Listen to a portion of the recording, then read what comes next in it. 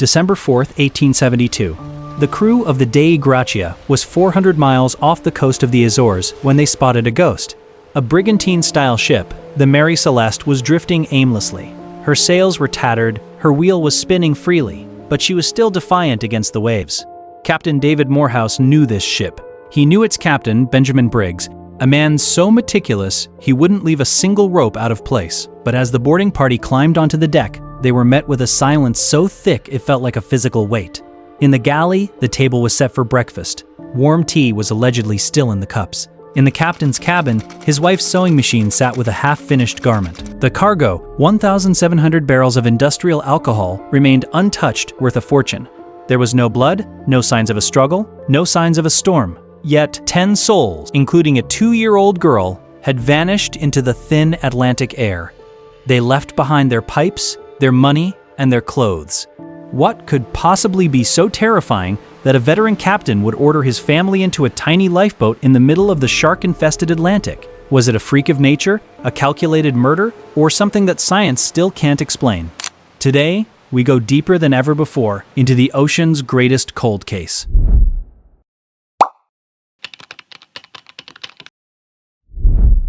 Long before she was the Mary Celeste, this ship carried a different name and a dark reputation. Built in Nova Scotia in 1861, she was originally named the Amazon. But from the moment she touched the water, tragedy followed her like a shadow. Her first captain, Robert McClellan, fell ill and died just 9 days after taking command. On her maiden voyage, she collided with a fishing weir. Later, in the English Channel, she ran into another ship, sending it to the bottom of the sea. She was wrecked, abandoned, and rebuilt multiple times. By the time Benjamin Briggs bought a stake in her and renamed her the Mary Celeste, many sailors believed she was a jinxed vessel.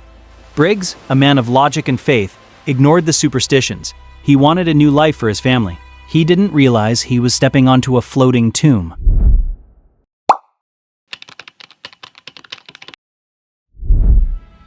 November 7th, 1872. New York Harbor was buzzing with activity. Captain Briggs was preparing for a 3,000-mile journey to Genoa, Italy. He wasn't alone. He brought his wife, Sarah, and their 2-year-old daughter, Sophia. To Briggs, the ship was his home. The crew was elite, 7 experienced sailors, mostly Danes and Germans, known for their discipline. There was no rough element here. These were professional mariners. As they pulled away from the dock, the sun was shining. No one could have predicted that this would be the last time these 10 people would ever be seen by the civilized world.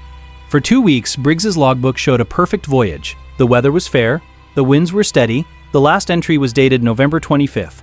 It was a simple, routine report. Nothing was wrong. And then the pen stopped. Silence took over for the next 9 days.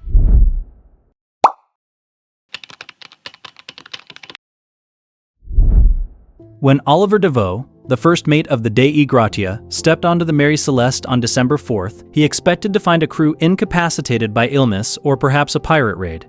Instead, he found a ship frozen in time. The most haunting detail wasn't what was missing, but what was still there. The crew's pipes were found resting on the tables. A sailor never leaves his pipe behind. The ship's chronometer and sextant were gone, but the captain's logbook remained. The lifeboat was missing, but the ropes that held it didn't look like they had been cut in a hurry.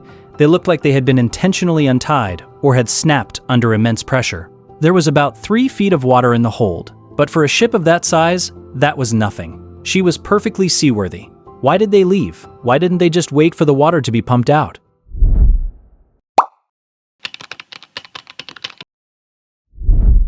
When the Dei Gratia towed the Mary Celeste into Gibraltar, the world expected answers. Instead, they got a witch hunt. The Attorney General, Solly Flood, was convinced of foul play. He suspected Captain Morehouse, the man who found the ship, of murdering Briggs and his crew to claim the salvage reward. Divers were sent to inspect the hull. They found strange notches on the bow that looked like axe marks. They found a sword under the captain's bed with what looked like bloodstains. The trial lasted months, but the blood turned out to be rust. The axe marks were just natural wear and tear of the wood. There was zero evidence of a crime. The court eventually granted the salvage money, but the reputation of both captains was ruined. The mystery didn't just claim lives, it destroyed the living.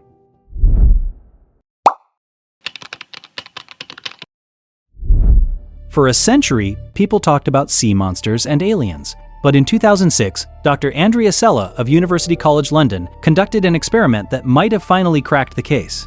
Remember the cargo? 1,700 barrels of industrial alcohol.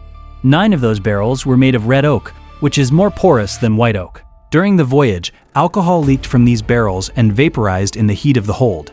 When Captain Briggs opened the hatch, a massive cloud of ethanol vapor hit him. In the confined space, a small spark, perhaps from the friction of the hatch or a sailor's boot, could have caused a pressure wave explosion. This is a special kind of explosion. It creates a massive flash of flame but doesn't leave scorch marks. To Briggs, it would have looked like the ship was about to turn into a massive fireball. In a moment of pure blinding panic to save his wife and child, he ordered everyone into the lifeboat. They stayed tied to the ship with a long rope, waiting to see if it would blow. But then, the wind changed. The rope snapped. Briggs watched in agony as his safe, sturdy ship drifted away, leaving them in a small boat with no food, no water, and no hope.